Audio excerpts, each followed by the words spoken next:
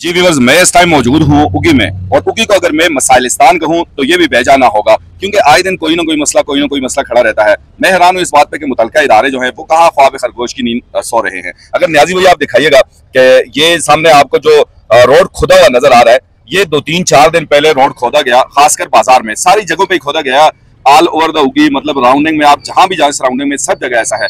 लेकिन यहाँ उगी बाजार में यहाँ लोगों को इंतहाई ज्यादा तकलीफ है। अब चूंकि मेरी मालूमात के मुताबिक फंड भी ऑलरेडी ठेकेदार को मिल चुकी थी इसकी दोबारा मतलब रिपेयर करने की, लेकिन इसके बावजूद नहीं हो सका। और आवाम को बड़ी तकलीफ है, चूंकि हम जो है मुआशरे की आंख हैं, तो हम तो वो देखते हैं जो और वो बोल देते हैं, या आवाम की आवाज हम बनते हैं, जो हमें आवाम कहता है वही हम करते हैं। तो मेरे साथ यहाँ एक शख्सियत मौजूद है, इनसे भी जानना चाहेंगे कि ये इसको कैसे देखते हैं। बिस्मिल्लाहिर्रहमानिर्रहीम। जनाब डॉक्टर अतीक चांद साहब, आपकी बहुत मेहरबानी। जो भी मसले मसाइल होते हैं आप वहाँ पे पहुँच जाते हैं। असल में बात यह कि ये गैस का पाइप ठेकेदार ने डाला हुआ है, और ये खुदाई से पहले इसको इस शोल्डर के पैसे मिले हुए हैं कि भाई आप खुदाई करोगे, उसके बाद फौरन इस पे शोल्डर डालोगे, इसको क्लियर करके आवाम को दोगे। वैसे भी हमारा उगी का बाजार इतना तंग है, और ऊपर से अगर आप ये देखें आधा रोड इन्होंने खुदाई की हुई है। अब नीचे देखें बाजार में इतना रश है, यहाँ पे गाड़ियां फंसी हुई है, लोगों को बहुत मुश्किलात है। कोई किसी के पास मरीज है तो किसी के पास और मसले मसाइल होते। स्कूल के टाइम पे आए इस गर्मी में इन बच्चों को देखें, ये हमारे साथ जुल्म हो रहा है। लेकिन अफसोस की बात ये कि उगी के अंदर कोई उगी का वारिस नहीं है, कोई वारिस भी उगी का नहीं है कि हम बोलें कि चलो घर में एक बाप होता है, अगर कोई मसला होता है आदमी उसके पास जाता है।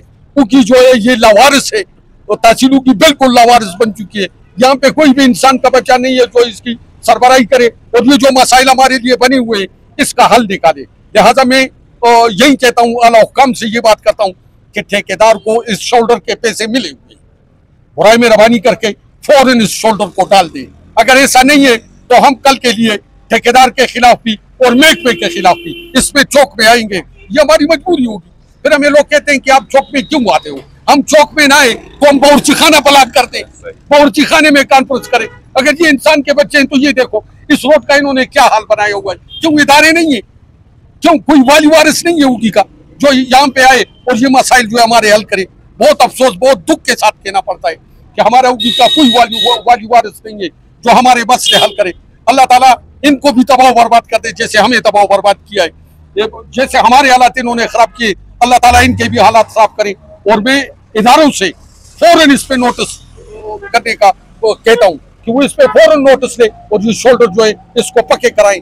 अगर ऐसा ना किया तो हमारी मजबूरी होगी, हम चौक में भी आएंगे, हम इदारों के खिलाफ भी बात करेंगे, हम ठेकेदार के खिलाफ भी बात करेंगे।